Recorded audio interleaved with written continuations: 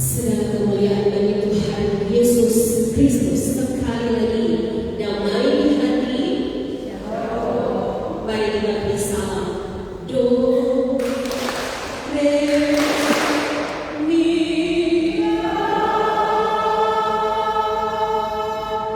do, re, mi.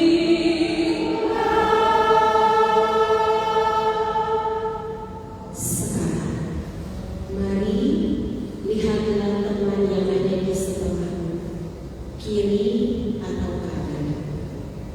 Kasih senyum. Kalau dia bermuka tegang, mari katakan, kuatkan dan teguhkan hati. Mari katakan, pertama bersama.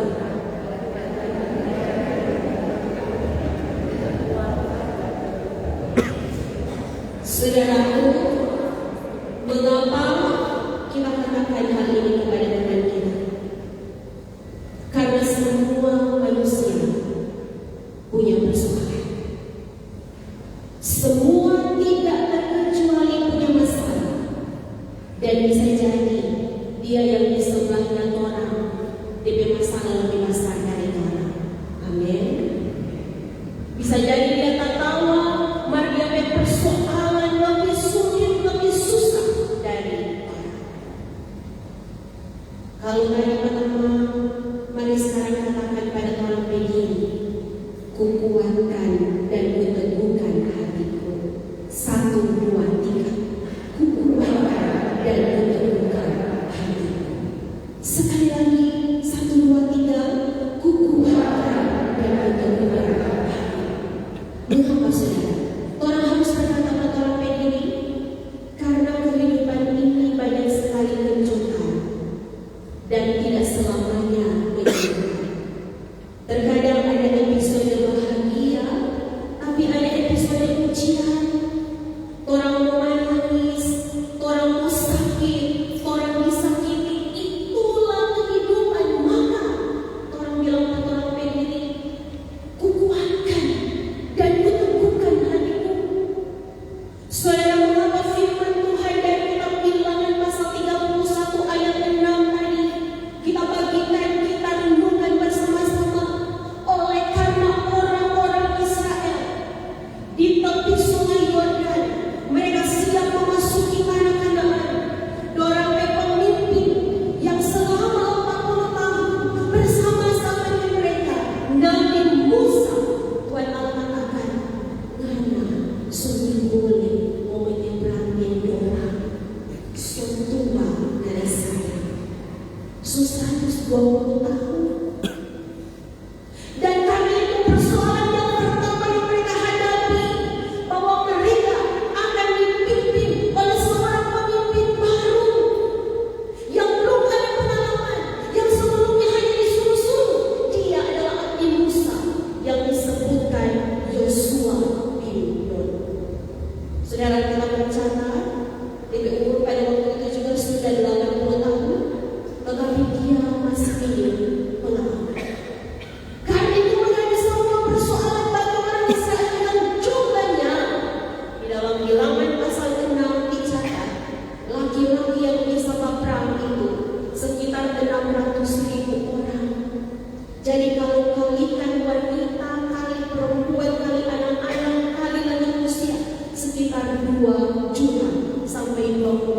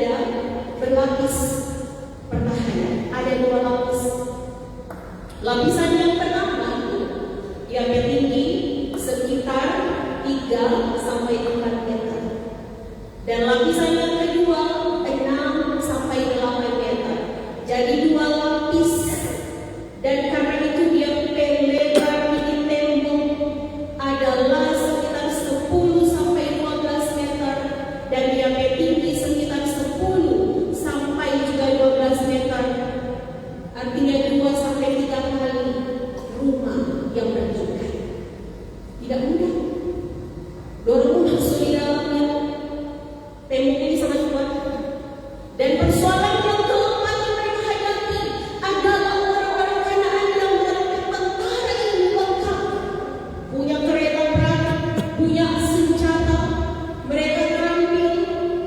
Dorang tentara itu biasa akan semua peralatan yang berjalan dorang kuat dan gagah menghadapi ini orang-orang Israel yang benar-benar di padang gurun. Saudara, itu sangat mengkhawatirkan dan mereka mengucapkan. Maka hari ini kebenaran firman saudara mengingatkan kepada kita sekalian, memasuki bulan November, sudah ujung tahun 2025. Apakah masalah yang Tuhan hadapi seperti orang Israel? Orang harus menyeberang sungai yang kadang membuat kita hanyut. Persoalan rumah tangga yang rumit, persoalan ekonomi, persoalan studi, sakit penyakit yang orang alami damai sejahtera yang jauh dari orang hidup. Atau yang orang hadapi bagaikan tembok Yeriko yang kokoh, yang gagah, yang susah untuk dilalui. Suami yang egois, istri yang egois, anak-anak yang jadi-jadikan oleh karena pergaulan di zaman teknologi dorong sendiri jauh dari orang tua, atau anak muda yang masih mencari pekerjaan kalau bersusah payah tidak dapat, atau orang persoalan seperti juga tentara-tentara Kanaan yang gagah perkasa yang menindas sekitar 7 jiwa dan roh kita, bukan hanya dengan perbuatan tapi juga dengan perkataan-perkataan mereka. Hari ini kebenaran firman datang meneguhkan kita, saudara. Saudara, firman yang dibaca dari Ulangan pasal 31 ayat 6 diawali dengan kalimat kuatkanlah hatimu. Kuatkanlah hatimu, saudaraku. Itu bahasa Ibrani-nya adalah jasad. Jasad ini kalau dia bertulisan JHZQ, kuatkan artinya kemampuan yang keluar dari dalam. Jadi dari dalam hati dia keluar, menghasilkan energi, menghasilkan semangat, menghasilkan keberanian. Itu arti jasad. Arti kata kuatkan. Kemampuan yang keluar dari dalam yang menghasilkan tenaga, yang menghasilkan semangat, yang menghasilkan keberanian. Seperti halnya orang-orang Israel. Kuatkan. Saudara, mari kita buka sama-sama di dalam Yosua pasal 3. Yosua pasal 3. Yosua pasal 3. Kita membaca ayatnya yang ke-16. Yosua pasal 3 ayatnya yang ke-16.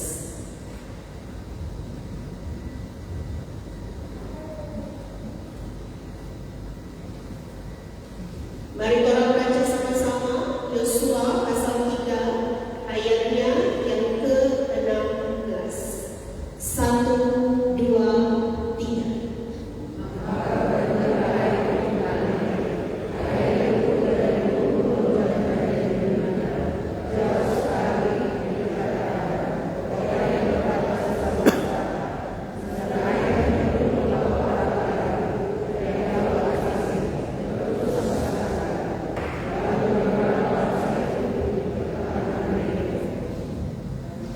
Saudaraku, dan ayat 15 sebelum ayat 16 berkata begini. Segera sesudah para pengangkat tabut itu sampai di sungai Yordan, dan para imam pengangkat tabut itu mencelupkan kakinya ke dalam air di tepi sungai itu. Sungai Yordan itu sebab sampai keluar sepanjang tepinya selama musim menuai. Apa artinya, saudaraku? Ketika pesan firman Tuhan yang pertama kita lakukan, menguatkan orang PHK, orang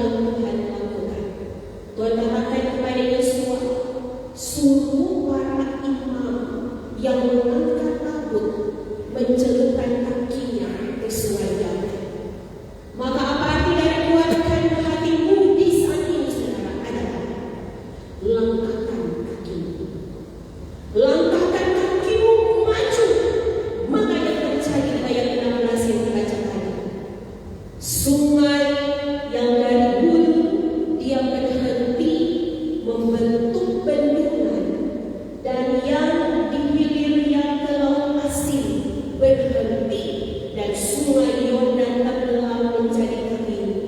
Lalu orang Israel pun bisa melewati sungai Yordan yang jumlahnya jutaan bersama dengan ternak-ternak mereka. Kuatkan hatimu, artinya seperti tadi. Ketika kita melangkahkan kaki, ketika para imam mencolokkan kakinya, mujizat terjadi. Amin. Saudara, persoalan kita, masalah kita yang pertama, mari kita hadapi dengan kita menguatkan hati kita mengeluarkan dari dalam kita tenaga, tapi juga semangat, tapi juga keberanian untuk kita tidak takut menghadapi persoalan-persoalan kita. Itu pesan firman yang pertama, dikala kita akan memasuki dan menjalani bulan Desember. Yang kedua, seperti tema, teguhkan hati. Saudara, kata teguh ini dari bahasa Ibrani-nya Amats. Amats, dia penulisan adalah IMTSU, dibaca Amats atau Emets. Saudara, teguh artinya konsisten, artinya terus menerus, artinya tidak menyerah.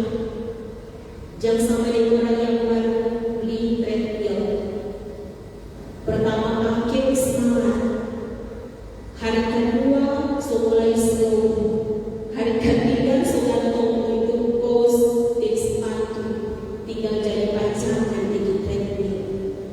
Teguhkan hatimu, artinya bahwa kita mau konsisten, kita mau melakukannya dengan terus-menerus, kita tidak menyerah walaupun prosesnya begitu lambat dan begitu sulit, tapi saya mau lakukan itu. Saudaraku, Yosua pasal 6 mencatat, kalau mereka telah tiba di tanah Kanaan, lewat sungai Yordan, dorang berhadapan dengan Yeriko yang tadi dia tebal, dia lebar 12 meter, dia tinggi sampai 15 meter. Dorang peralatan perang tidak lengkap sama dengan tentara Kanaan. Lalu apa yang mereka lakukan? Yosua atas perintah Tuhan, dia taat. Bagian dari teguhan, bagian dari kata konsisten adalah taat. Kata Tuhan Allah, selama 6 hari Yosua, kamu kelilingi itu tembok cukup 1 kali. Dan hari yang ke-7, kamu kelilingi tembok selama 7 kali. Tetapi 6 kali putar, jangan bersorak. Nanti putaran yang ke-7 baru kamu bersorak. Saudara, itu yang Yosua lakukan. Dia taat dan dia mulai mengatur orang Israel seperti yang Tuhan perintahkan. Dalam Yosua pasal 6, yang paling muka adalah pasukan bersenjata. Lalu yang kedua adalah barisan imam yang memegang sangkakala, yang dorang tiup itu sangkakala. Barisan ketiga adalah imam yang memikul tabut perjanjian. Di dalamnya ada 2 lom batu yang Tuhan berikan kepada Musa di Gunung Sinai. Dan yang terakhir adalah bangsa Israel. Saudaraku, apa yang mereka lakukan? Teguhkan hati, mereka konsisten, mereka tidak menyerah, mereka taat.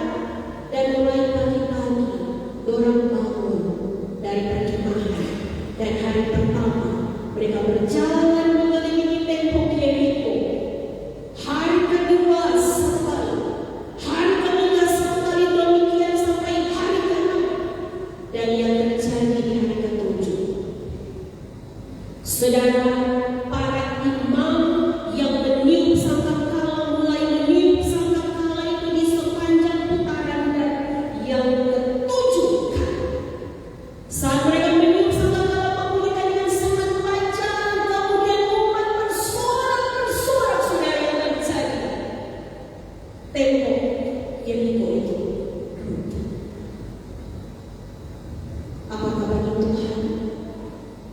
semua menjadi tidak mungkin.